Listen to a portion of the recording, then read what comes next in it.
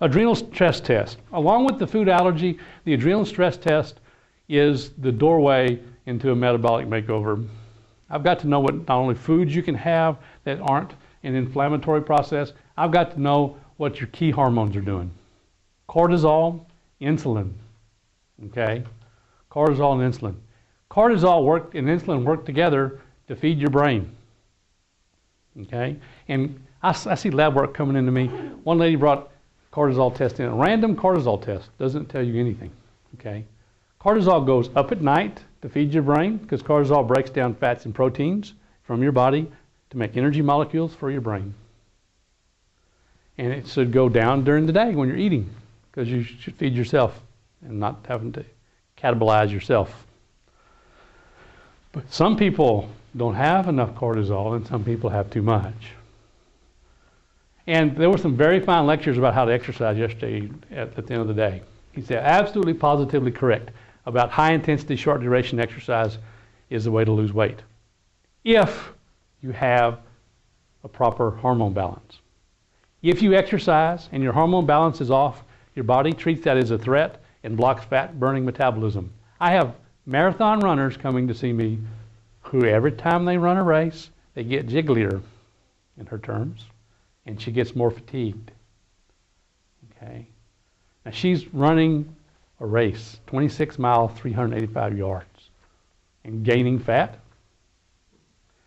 And that sounds crazy because everybody will tell you if you burn more calories than you take in, you will lose weight. That is the biggest lie you were ever told. Okay? The biggest lie you were ever told is if you eat less and exercise more, you will lose weight. It's been responsible for more depression and anxiety and broken marriages than I can count. Okay? The real truth is you can lose weight sitting still.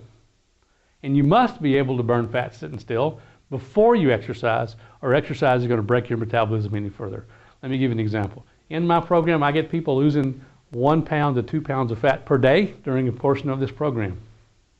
Sitting at their computer, doing their normal daily work. Now, a pound of fat contains 3,500 calories. To lose 1.25 pounds of fat is like about 4,200 calories per day. Now, here's how to do it. There's 3 ways to get rid of 4,200 calories of energy from your body that's stored extra. You can run 42 miles. Anybody up for that? Okay. Or you can poop it out and pee it out. That's something you can do sitting still. Okay? So, like I said before, your body wants to be in that fat burning state. There are blockages.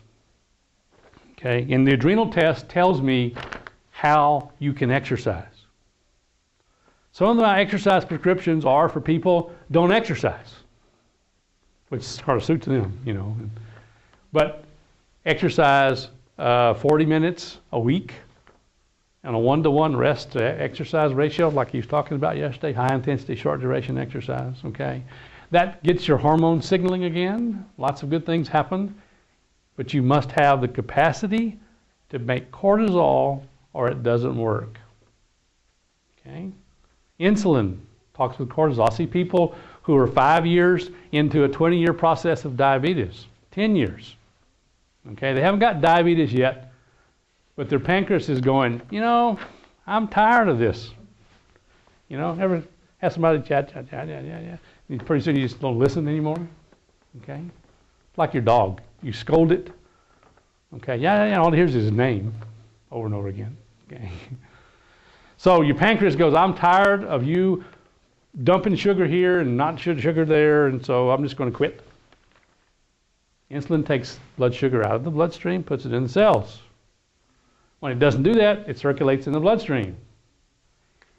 High blood sugar in the bloodstream is like circulating acid in your arteries. It eats the arteries up. It causes inflammation. Inflammation causes leakages, and what you don't want in your brain and your heart is leaky arteries. So what happens to your body? The fire trucks come and plaster it up to solve the leaks. That's what HDL and LDL cholesterol does. It's a protective thing for your body. When you have high cholesterol, that means you have inflammation somewhere, not that you have high cholesterol.